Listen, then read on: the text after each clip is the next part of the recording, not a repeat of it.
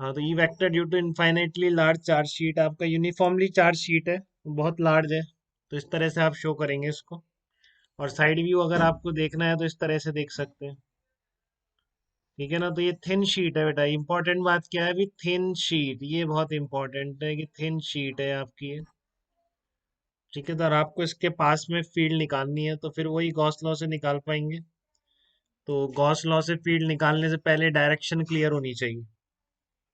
ठीक है, तो आप बस यहाँ पर अगर बोर्ड में भी लिखना है तो जस्ट ड्यू टू सिमेट्री कर दीजिए, और कुछ आप बताना चाहें तो बस ऐसे बना सकते हैं कि एक एलिमेंट यहाँ पे, एक एलिमेंट यहाँ पे, तो इन दोनों के कारण फील्ड होगी इनसे इस डायरेक्शन में।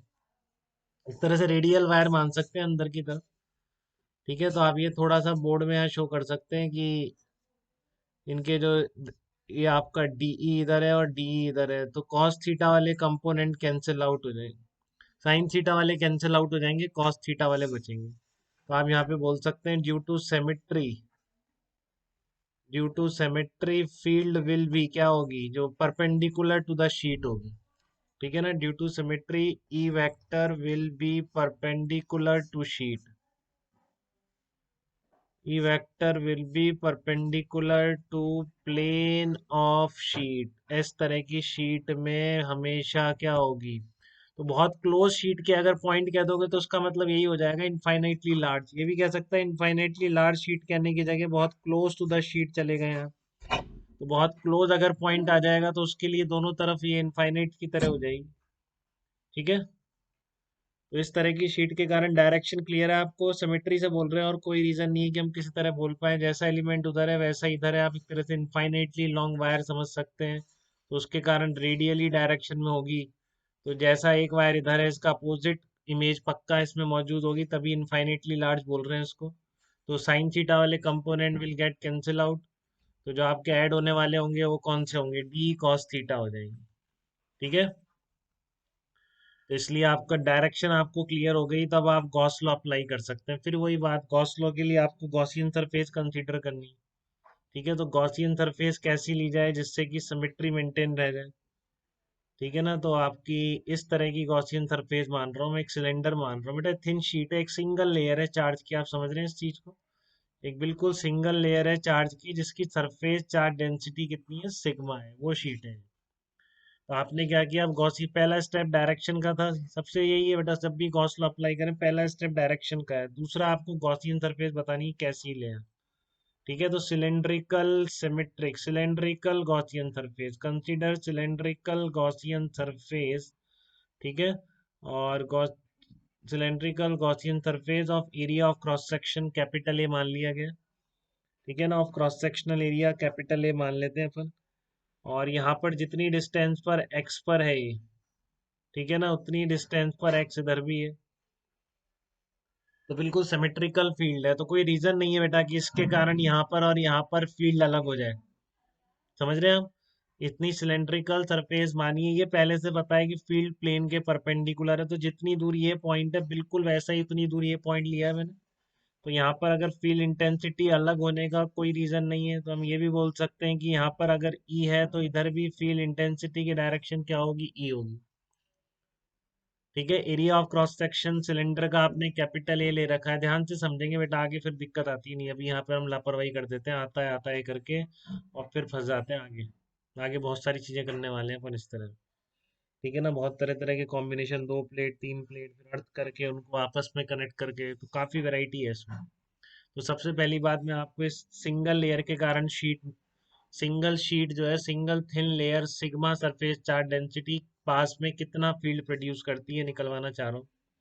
तो आपने इस सिलेंड्रिकल गॉसियन सरफेस पर गॉस लॉ अप्लाई करेंगे, integration E vector dot d A vector equal to q in upon epsilon.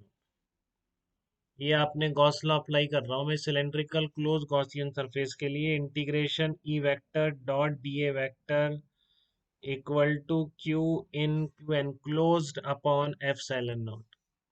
अभी सरफेस इंटीग्रल को मैं 3 पार्ट में स्प्लिट कर रहा हूँ। ठीक है, इसको मैं जैसे बोल देता हूँ A1, इसको बोल देता हूँ A2, इसको बोल देता हूँ A3। ठीक है, तो आप देख रहे हो जो A2 का जो एरिया होगा उसका एरिया वेक्टर परपेंडिकुलर होगा, और फील्ड हमेशा हर जगह 90 डिग्री पर है इससे। कहीं भी देख लो आप, ये जो कर्व सरफेस जो है सिलेंडर की। ठीक है, तो इसको ऐसे लिख लो पहले तो। बोर्ड में ऐसे ही लिखना है आपको बिल्कुल, E vector dot d A vector A2 area पर E vector dot d A vector plus A3 E vector dot d A vector equal to q in upon epsilon naught. ठीक है, ये कोई दिक्कत नहीं है यहाँ तक किसी भी बच्चे को। Equal to q in upon epsilon naught, तो ये A1 A2 A3 पर एडिशन हो गया है। ठीक है, अब मैं क्या करूंगा इसमें, इस वाले को जीरो कर दो, क्योंकि आपका यहाँ पे लिख देंगे आप E vector is perpendicular to d A vector, ये बिल्कुल सेम होंगे। डी इस क्लोज गॉसियन सरफेस है तो इसका एरिया वेक्टर भी इनके इधर ही है। ठीक है ना, दोनों जो डिस सरफेसेज हैं सिलेंडर की, दोनों के एरिया वेक्टर ई वेक्टर के अलोंग ही है।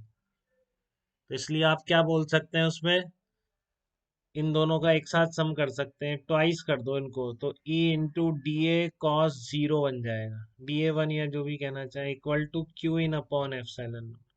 अब एनक्लोज चार्ज लिख सकते हो कि आप सरफेस चार्ज डेंसिटी सिग्मा है और cross sectional area capital A है।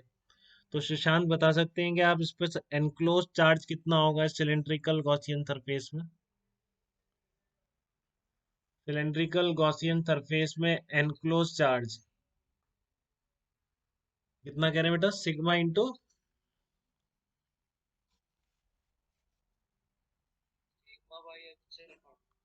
नहीं एनक्लोज चार्ज कितना होगा, एनक्लोज चार्ज जो सिलेंड्रिकल गॉसियन सरफेस लिए इसमें सिर्फ एनक्लोज चार्ज पूछ रहा हूँ मैं, इसका cross sectional area capital A है, तो एनक्लोज चार्ज कितना होगा इसमें।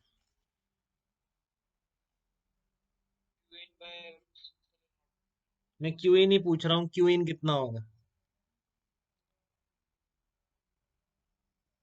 क्यू इन की जगह क्या लिखूं मैं बताओ, सरफेस चार्ज डेंसिटी सिग्मा है तो क्यू इन क्या लिखूं।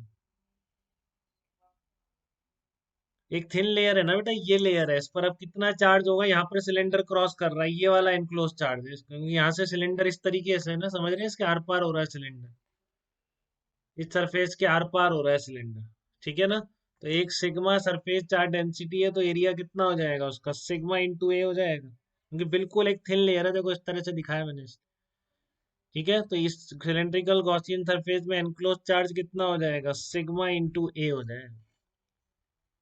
तो यहाँ से फील्ड इंटेंसिटी कितनी आ गई आपकी, फील्ड इंटेंसिटी आ गई सिग्मा अपॉन 2 एप्सिलॉन नॉट, तो एक सिंगल चार्ज, अब ये इंडिपेंडेंट ऑफ आर आई है। ठीक है, तो यूनिफॉर्म फील्ड होता है ऐसे, पास में इनफाइनाइट शीट के फील्ड इंटेंसिटी क्या रहेगी, यूनिफॉर्म रहेगी। क्या मैग्नीट्यूड निकाला हमने इस तरह से, जो फाइनल, इस साइड भी जैसे आप इधर देंगे, इधर इस साइड है, इस साइड अपोजिट डायरेक्शन में दोनों साइड, और मैग्नीट्यूड हमेशा याद रखेंगे सिग्मा अपॉन 2 एप्सिलॉन नॉट, लिख लें, इसको भूलना नहीं है। सरफेस चार्ज डेंसिटी सिग्मा है तो पास में फील्ड इंटेंसिटी कितनी होती है, सिग्मा अपॉन 2 एप्सिलॉन नॉट होती है। ठीक है, तो ये तो बोर्ड में आता है, थिक शीट का बोर्ड में नहीं आता, बट आपको आना चाहिए, तो हम थिक शीट का करने जा रहे हैं कि अगर इसकी थिकनेस नेग्लिजिबल नहीं हो, फाइनाइट थिकनेस हो जाए, वो इंपॉर्टेंट है मेन से एडवांस दोनों के हिसाब से।